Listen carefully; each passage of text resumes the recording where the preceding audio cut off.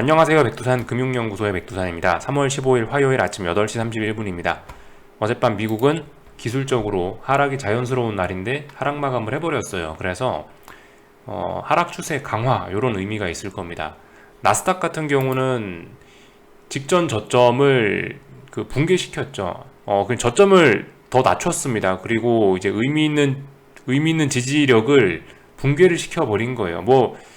그러니까 아직 엄밀히 따지면 붕괴가 안 됐을 수 있지만 사실상 이까지 내려왔다라는 거가 이미 일단 이 자리에서 지지할 생각이 없다라는 거. 2월 24일 날 자리를 지지할 생각이 없다라는 의지를 일단 어젯밤에 보여줬다라고 생각합니다. 물론 이미 지지할 의지가 없다라는 건 3월 7일 날 보여줬는데 어젯밤에 그걸 더욱더 강하게 확인한 거죠. 나 2월 24일 날 만들어놨던 저점 지지할 생각 없어. 하락연자로 갈 거야 라고 하는 생각을 어젯밤에 더 강하게 이야기했다라는 거. 요 정도 의미가 있을 것 같아요. 나스닥도 S&P도 그다지 다르지는 않습니다. S&P도 이미 이까지 내려왔다라는 것 자체가 목표치가 이미 그죠? 전저점 혹은 하락연자의 가능성을 굉장히 높였다라고 볼 수가 있겠죠. 그래서 일단 제 생각은 그렇습니다. 지금 이거는 FOMC 회의 및 각종 중요한 이벤트가 16일날 있잖아요. 그래서 16일날까지 옆으로 그냥 비릴비릴 기어가면서 아무것도 안 할 수도 있었는데 굳이 여기서 악셀 페달을 어젯밤에 밟아버린 거랍니다.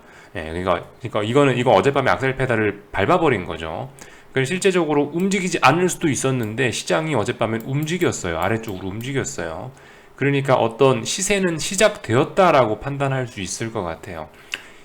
16일 날이 중요한 이벤트인데 이벤트 전에 이미 시세가 나기 시작했다고요. 그렇다면 이제 저의 생각은 이렇습니다. 그냥 이렇게 되지 않을까라고 생각을 한다고요. 저의 그냥 막연한 사견입니다. 사견. 16일 날 중요한 이벤트들이 있고 러시아 디폴트 가능성까지 있으니까 16일 날은 시장 참가자들의 우려가 가장 극대화되는 날이겠죠. 제 생각엔 이미 방향성을 아래로 틀어버렸으면 16일 날까지는 최소한 시원시원하게 빠질 수 있지 않을까라는 생각이 들어요. 그래서 오늘 밤, 내일 밤 정도까지는 이벤트도 있고 이러니까 쭉쭉 시원하게 빠질 수 있지 않을까라는 게 일단 저의 생각입니다. 일단 이런 생각을 하고 시장을 지켜볼 거예요. 그리고 주식시장 기술적인 모양 자체도 말씀드렸다시피 이미 전저점을 지지할 의지가 없음이 더욱더 분명해졌기 때문에 일단 이런 식으로 지켜보겠습니다. 시나리오는 일단 이렇게 가지고 볼게요. 자, 그래서 어젯밤에 어떤 일들이 있었는데 이렇게 시장이 하락을 했냐라는 걸 좀 간단하게 살펴보자면 우선은 러시아와 우크라이나의 그 전쟁 이슈가 있죠. 회담 간단하게 살펴보자고요. 2시간가량 회담을 진행했는데 인도주의적인 협상 성과 이외에 아직까지 영토 문제를 둘러싼 핵심적인 부분에 양국의 의견 차이는 좁혀지지 않았다라고 나와 있습니다. 전쟁 이슈는 쉽게 말해서 어떤 보합 이 정도로 그냥 계속 가고 있는 것 같아요. 전쟁 우려는 제가 봤을 때 어젯밤에 특별한 게 없었다라는 거. 다만 이제 유럽 같은 경우는 그래도 어쨌든 그저 회담을 한다는 것 자체가 얼마나 대단한 일입니까, 그죠? 맨날 미사일 쏘면서 총 쏘면서 싸우던 애들이 손잡고 어쨌든 뭔가 일단 최소한 대화를 시도하고 있는 거니까 유럽은 그걸 긍정적으로 받아들였는지 일단 유럽은 상승 마감을 했고요. 근데 이제 미국 같은 경우는 말씀드렸다시피 이게 어쨌든 전쟁의 당사국이자 직접 영향을 받는 나라는 아니니까 전쟁 이슈에선 약간 좀 떨어져 있는 나라고 그러다 보니까 전쟁 이슈보다는 이제 FOMC 회의에 좀 더 집중을 한 것 같아요. 그래서 미국 같은 경우 이제 미국은 굉장히 급락 마감을 했는데 미국이 움직였던 재료는 미국 주식시장을 움직였던 재료는 긴축이다라는 것을 알 수가 있겠습니다. 어젯밤에 경제지표 발표 이런 거에 거기에 예정돼 있는 건 아니었는데 뉴욕 연은에서 어떤 지표를 하나 발표를 했나 봐요. 인베스팅닷컴에 찾아보니까 여기에 지표 발표한다고 나와 있진 않았는데 근데 어쨌든 뉴욕 연은에서 어떤 지표를 하나 발표를 했나 보더라고요. 소비자 기대 물가 지표가 6%랍니다. 요게 나오면서 야 긴축 우려다 이러면서 시장이 하락을 한 거예요. 네. 그래서 자세한 내용은 딱히 볼만한 건 없는 것 같고 시장의 반응만 살펴보면 될 것 같습니다. 그래서 무슨 일들이 있었냐, 긴축 우려라고 하니까 당연히 일단 어젯밤에 미국은 전쟁 우려는 별로 없었다라고 생각하고 긴축 우려만 있었다라고 생각하시면 되겠죠. 긴축 우려가 지배한 시장이니까, 그리고 FOMC 회의도 얼마 안 남았으니까 긴축 우려 이런 게 나올 만하죠. 그러니까 어쨌든 자연스럽게 달러 급등했고, 그리고 금리가 크게 올랐고요. 특히 장기물 금리가 크게 올라서 어젯밤 그 10년물 국채 금리 같은 경우는 중요한 저항이 2% 정도 자리였거든요. 대충 2% 정도 자리였는데 여기 몇 거래일 동안 못 넘었죠?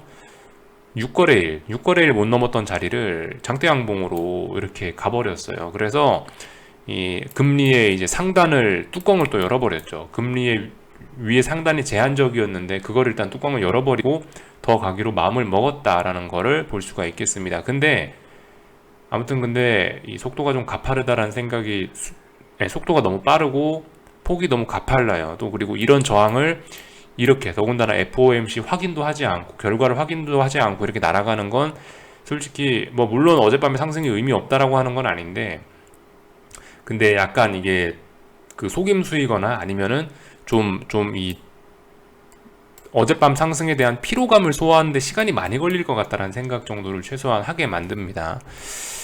그래서 하여튼 뭐 이런 모습들, 이거 어젯밤에 이런 모습들을 보면, 그래서 보면 나스닥이 엄청 많이 빠졌죠. 나스닥이 2% 가까이 빠지고 S&P는 0.7%밖에 안 빠졌어요.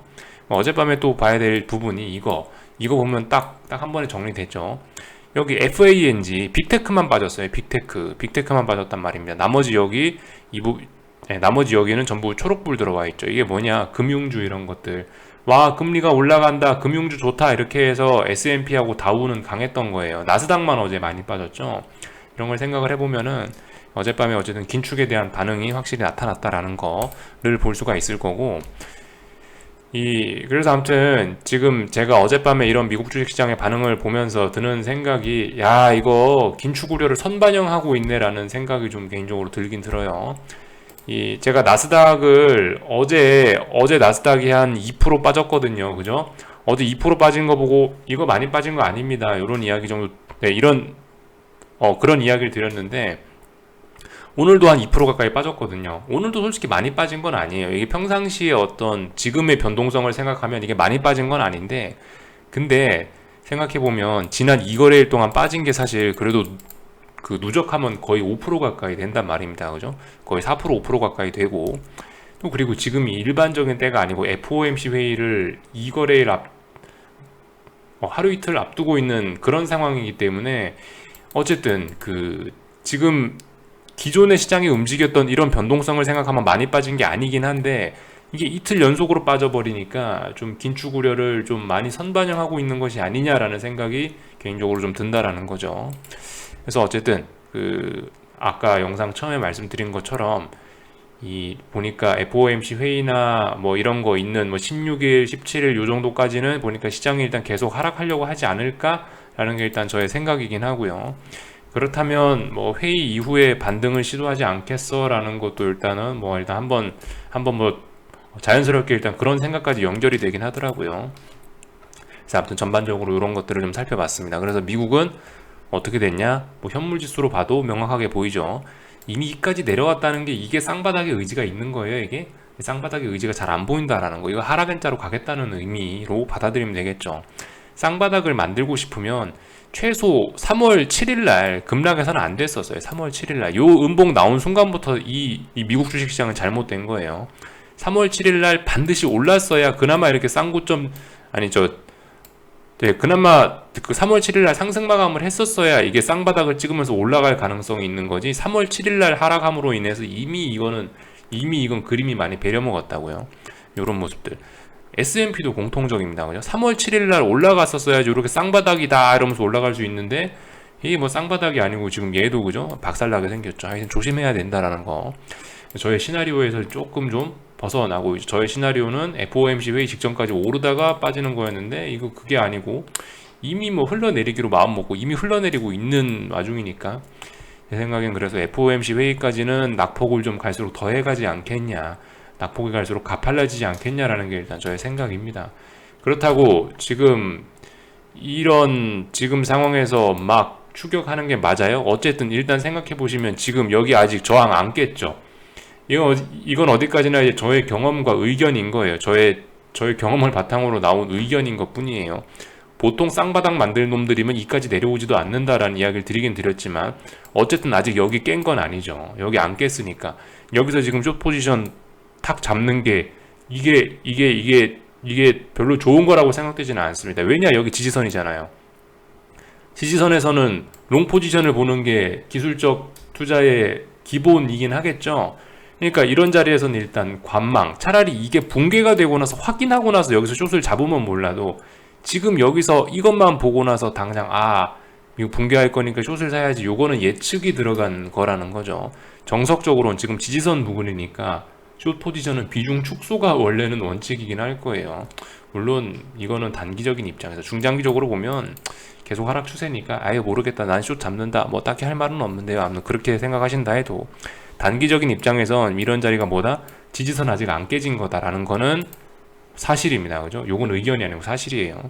얘 같은 경우는 야, 저점 낮아지지 않았냐, 깨지 않았냐 하지만 솔직히 조금 좀 갸우뚱해 볼 수 있죠. 이런 자리 충분히 한 번쯤 반등 한번 꿈틀 할 수 있는 그런 자리죠. 그러니까 좀 주의하셔야 되겠다. 아직까지 지지선 깬 건 아니다.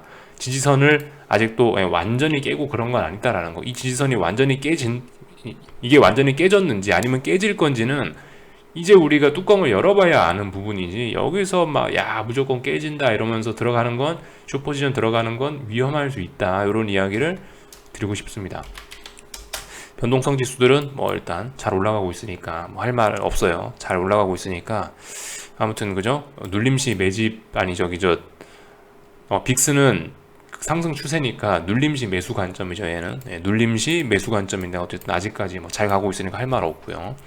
그래서 이런 모습들을 살펴봤다라는 거, 금리들이 많이 올랐다라는 거 보여드렸습니다. 어젯밤 뭐 그런 모습들.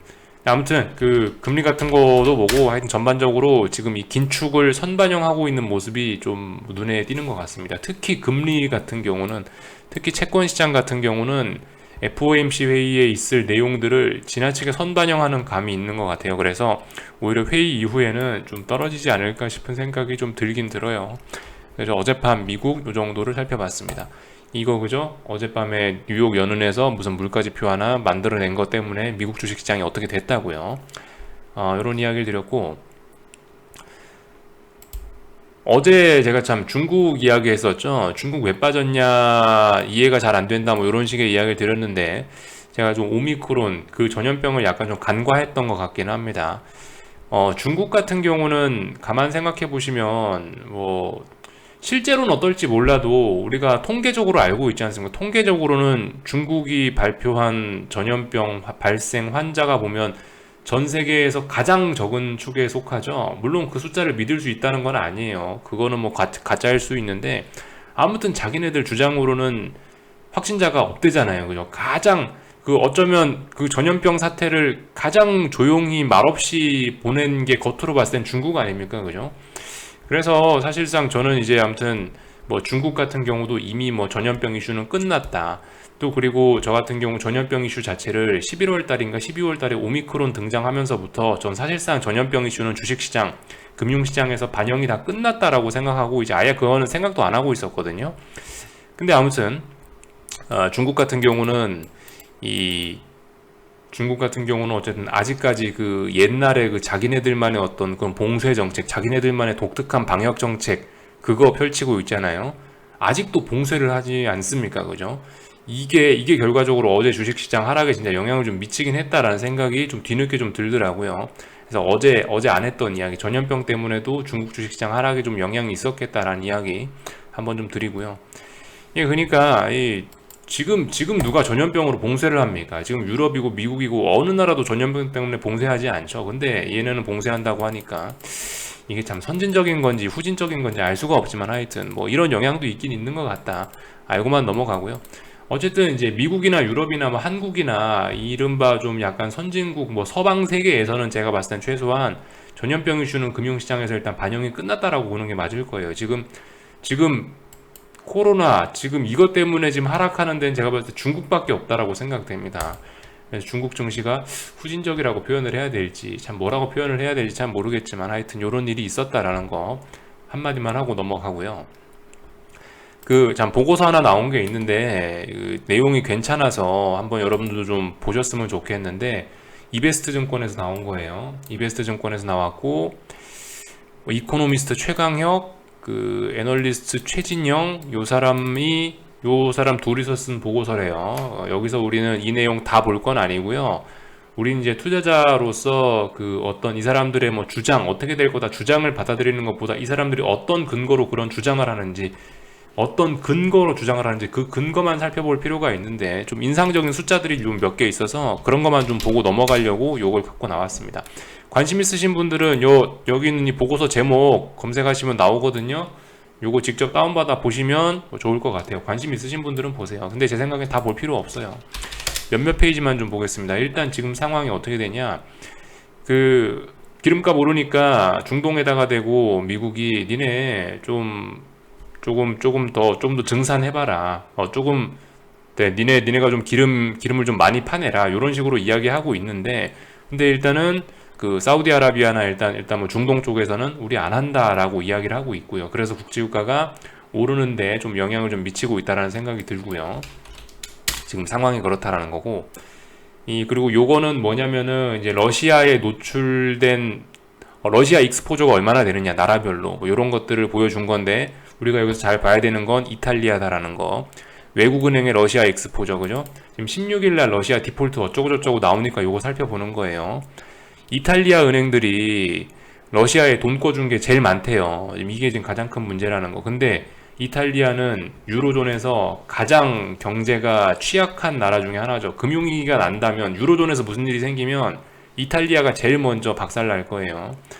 이것 때문에 그런 게 아니고, 그러니까 원래 2011년에 재정위기 나고 나서부터 유로존의 몇몇 나라들이 박살나기 시작했는데, 지금 이탈리아가 지금 신용등급이 딱 턱걸이에 걸려 있다고요. 투자등급과 투기등급의 턱걸이에 걸려 있어요. 여기서 무슨 일 생겨갖고 이탈리아 신용등급이 툭 떨어지면은, 이탈리아는 이제 투자등급이 아니고 투기등급으로 떨어지면서 유로존 전체에 심각한 문제가 생길 수 있다라는 걸 알아놓으셔야 돼요. 그래서 아무튼 이탈리아 쪽을 잘 보자. 하여튼 세상 일이 정말 재밌게 돌아가요. 하필 이탈리아 애들이 러시아에 돈을 제일 많이 빌려줬어요. 신기합니다. 세상 일이 이렇게 돌아가네요. 이게 지금 제가 봤을 때 가장 중요한 내용이다라는 거. 그리고 뭐 러시아 외환 보유고 비중 이런 거 나와 있는데, 위안화 비중이 제법 높다는 것도 좀 인상적이죠. 그러니까 자꾸 미국이 중국에다 대고 니네 자꾸 러시아 도와주면 안 돼 라고 이야기를 하고 있는 거겠죠. 그죠? 그래서 미국의 중국 압박 어쩌고저쩌고 나와 있죠. 그래서 러시아의 총 무역 상위국 보면 중국이 압도적이다. 사실상 이제 중국과 러시아의 관계를 끊어놔야 어떤 이런 러시아 제재가 더욱더 치명적일 수 있을 거다라는 걸 알 수 있는 뭐 그런 숫자들입니다. 그냥 가볍게 참고만 하고 넘어가자고요. 그리고 그 전쟁 이슈 같은 경우는 이 확률적으로 치면은 3월 중에 종전 가능성이 높다라고 일단 하긴 하더라고요. 이건 근데 정치적인 걸 고려한 게 아니고, 제가 봤을 땐 그냥 어떤 그 통계적인 숫자 차원에서 그냥 본 거예요. 그러니까 지금까지 1946년부터 2020년 사이에 국가 간의 분쟁이 있었던 거를 총 이제 통계를 내보니까 며칠 정도 전쟁이 지속되더라라는 거를 낸 건데, 그걸 이제 통계를 낸 건데, 이 통계에 따르면 뭐 3월 중에 전쟁이 끝날 가능성이 높다라는 거 생각해 볼 수 있겠는데, 근데 문제는 지금 전쟁이 이게 종전이 빨리 돼버리면 긴축이 더욱더 가속화될 수도 있겠죠. 그나마 지금 파워르장이 어떤가요? 파워르장이 지금 우리는 전쟁에도 불구하고 긴축한다잖아요. 전쟁에도 불구하고 긴축한다. 근데 전쟁이란 이슈가 없어지면 나 긴축할 거야 라고 달리는 폭주기관차가 될 텐데, 그 파워르장을 누가 막을 거냐. 파워르장의 긴축을 막을 사람이 없어진다라는 거, 그죠? 그렇게도 생각해 볼 수 있을 것 같아요. 아무튼 그래서 종전 가능성 뭐 통계적으로 봤을 때 요렇다라는 거 참고적으로만 보시면 좋을 것 같고요. 그죠? 그 러시아발 원자재 쇼크, 지금 상황이 아무튼 독특하다라는 걸 보여주는 하나의 재미있는 지표이긴 한데, 지금은, 그러니까 옛날에는 뭐 국제유가만 올랐다면은 지금은 국제유가를 비롯한 뭐 거의 모든 원자재들이 다 반응을 하고 있다라는 게 예전과의 차이점이라고 합니다. 이게 왜 그렇겠어요? 이게 그러니까 지금 금융시장이 이게 정상이 아니라는 거죠. 예전에는 뭐 민감도가, 그죠? 과거에 민감도가 낮았던 애들도 지금 오른다고 하는 거니까 지금은 분위기 때문에 오르는 거, 유동성 때문에 오르는 거, 어떤 이런 버블, 그죠? 원자재 버블 가능성이 좀 있다라고 생각해요. 그래서 아무튼 뭐 이런 거 저런 거 다 올라가지고 이런 것 때문에 뭐 전 세계가 2차 쇼크로 연결될 수 있다라는 이야기를 뭐 써놨습니다. 옛날과 차이점, 이걸 이제 숫자로 보여주는 거죠. 하여튼 러시아가 뭐 전 세계의 원자재 공급을 엄청나게 많이 하고 있다라는 뭐 그런 내용입니다. 간단하게 뭐 그림만 보고 넘어가고요. 마지막 하나만 더 보고, 지금 안 그래도 이제 이거 보여드리려고 한 건데, 이제 저의 생각이 좀 그렇습니다. 국제유가가 지금 어젯밤에 110달러를 결과적으로 저항을 확인했거든요. 그래서 단기적으로는 일단 더 빠지겠다는 신호예요. 그래서 아무튼 이 숏포지션 잡으신 분들은 계속 홀딩하면 되긴 되는데요. 근데 아무리 생각해도 지금 조금 좀 저는 계속 좀 느낌이 좀 싸하긴 합니다. 이게 국제유가가 이 정도 오버슈팅으로 이렇게 끝날까? 오버슈팅이 차라리 저는 여기서 한 번에 확 150달러 이렇게 찍었으면은 이제 국제유가는 이제 상승 끝났습니다 라고 이렇게 한번 질러보기라도 할 텐데, 지금 상황에서 솔직히 좀 약간 찜찜해요. 지금 주식시장이고 국제유가고 간에 대부분 좀 이런 느낌이 드는 게, 뭔가 한 방이 더 남았다라는 생각이 계속 들어요. 주식시장도 지금 배실 흘러내려갖고 결국은 2월 24일 날 만들어놨던 직전 저점까지 내려왔잖아요. 나스닥 기준 이렇게 넘어왔고, 국제유가 같은 경우는 110달러인가 130달러인가까지 확 올라와 놓고 갑자기 배실 해서 지금 110달러 붕괴시키고 100달러까지 또 내려와 있죠. 이게 뭔가 좀 심상치 않다고요. 이런 분위기에서는 증시도 회복을 하려면 차라리 엄청난 폭락을 한번 줘야 그 다음에 의미 있는 회복을 할 수가 있다라고 생각을 하고, 유가 같은 경우도 이래요. 이렇게 오버슈팅, 이런 분위기상에서는 오버슈팅이 엄청나게 차라리 말도 안 되게 강하게 나오면은 상승 에너지가 완전 소진돼서 아예 이제 내려올 수 있다, 아예 안정이 될 수 있다, 이렇게 보고 있는데, 지금 상황은 이도저도 아닌 애매한 상황에서 자꾸 뭔가 좀 애매한 상황이 좀 지속되고 있다는 생각이 들어요. 제가 이런 이야기를 하는 게 늘 말씀드리다시피 모든 어떤 이런 모든 자산 가격은 그렇다고요. 툼의 폭락에서 시작해갖고 아무도 상승을 쳐다보지 않을 때 상승이 시작돼가지고 상승을 만들어내고, 그리고 엄청난 오버슈팅이 나와서 모두가 주식을 사고 모두가 이 자산이 좋다라고 이야기할 때부터 하락이 시작돼서 언제까지 빠지냐?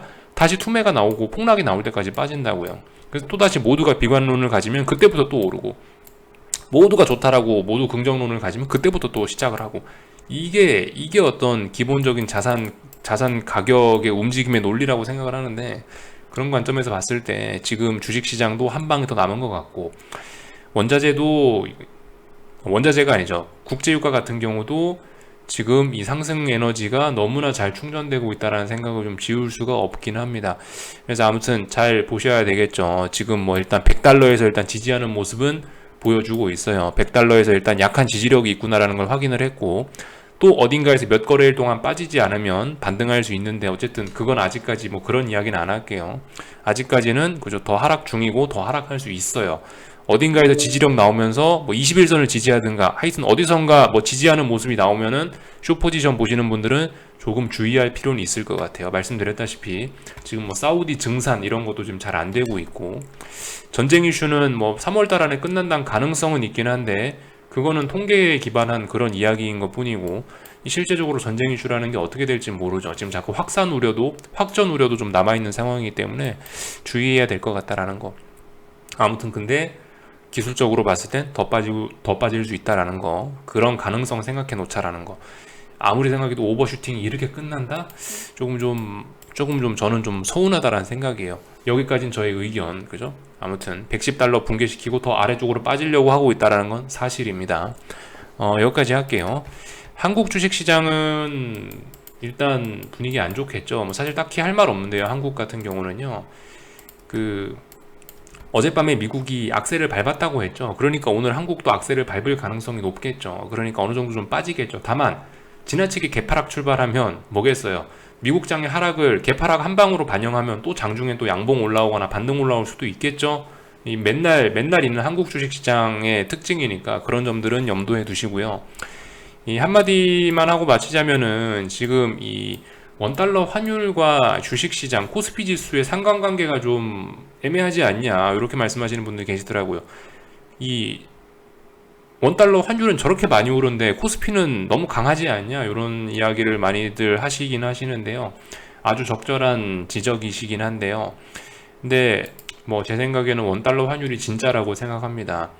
여러분들 주식시장 가지고는 외국인들이, 기관들이 얼마든 장난칠 수 있죠. 근데 환율 가지고 잘못 장난치면은 정부의 철퇴를 받게 돼 있거든요. 그죠? 뭐 외환 시장에 뭐 개입하지 않습니까? 정부가. 그런 것도 있고 하기 때문에 저는 어떤 금융시장을 볼 때 신뢰도가 뭐가 더 높냐, 주식시장이냐 환율시장이냐, 그러면 전 당연히 환율의 신뢰도가 훨씬 높다라고 보고 있거든요. 믿을 거는 환율이라고 생각을 하고요. 그럼 주식시장이 전 더 내려와야 된다는 입장이거든요. 아무튼 하여튼 뭐 그런 생각이고요. 또 그리고 생각을 해보실 게, 그 방금 전에 말씀드렸던 것처럼 주식시장은 얼마든지 장난질이 가능하고 슈팅이 많다고요. 오버슈팅, 언더슈팅이 가능하기 때문에 이거 원달러 환율 지금 올라간 거 주식시장 언젠가 반영할 거예요. 대신에 이게 주식시장의 반응이 아시다시피 하락이잖아요. 지금 그 환율이 올라가면 주식시장은 떨어져야 되잖아요. 떨어지는 건 어떻게 돼요? 이게 늘 하락이 차분하게 이렇게 일어나던가요? 그렇지 않죠. 옆으로 기다가 팍 폭락하고 이러죠. 여기 이렇게 원달러 환율이 올랐던 거를 며칠 만에 반영해버리고 또 반등할 가능성이 높다라고요. 그러니까 반드시 이런 원화 약세를 주식시장이 반영하긴 할 건데, 이런 식으로 반응할 가능성이 높다라는 거 생각해 보셔야 될 겁니다. 그래서 아무튼 역사적으로 이렇게 쭉 원달러 환율과 뭐 코스피와 이렇게 쭉쭉 차트를 놓고 두 개를 이렇게 비교를 해보면요, 두 개를 딱딱딱딱 비교를 해보면 얼추 다 맞아요. 얼추 다 맞아. 억울하지 않게 움직였어요. 지금까지 뭐 별로 억울했던 적 별로 없습니다. 최근에 좀 억울한 일이 좀 많이 있었긴 했는데, 원화 오른 만큼 주식시장은 떨어져야 되는데 안 그런 적이 최근에 좀 많았지만, 근데 어쨌든 좀 넓은 관점에서 좀 좀 멀리 보면요, 결과적으로 다 반영합니다. 예. 그러니까 일단은 조금 좀 기다려 보자고요. 주식시장이 지금 버티는 척 하는 것인 것 같습니다. 아무튼 그래서 일단 여기까지 할게요. 궁금한 거는 리플 남겨주시고요. 오늘 저녁에 뵙도록 하겠습니다. 여기서 마치겠습니다.